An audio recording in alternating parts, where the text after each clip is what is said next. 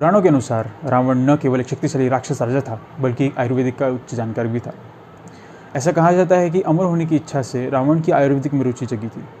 उसका मानना था कि आयुर्वेदिक के रहस्य को जानने से वह अमर बन सकेगा।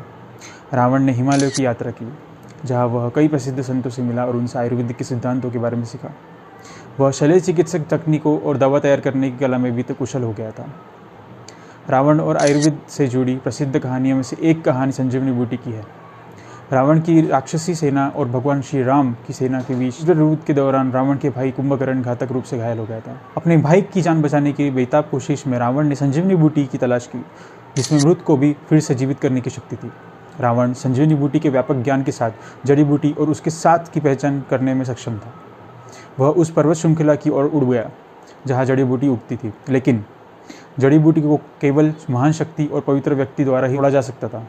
रावण ने जड़ी बूटी लेने के लिए पूरे पर्वत को उखाड़ने का प्रयास किया, लेकिन अंततः असफल रहा। अंततः भगवान हनुमान, जो श्री राम के भक्त थे, उन्हें संजीवनी बूटी लाने और भगवान राम के भाई को बचाने के लिए भेजा गया था।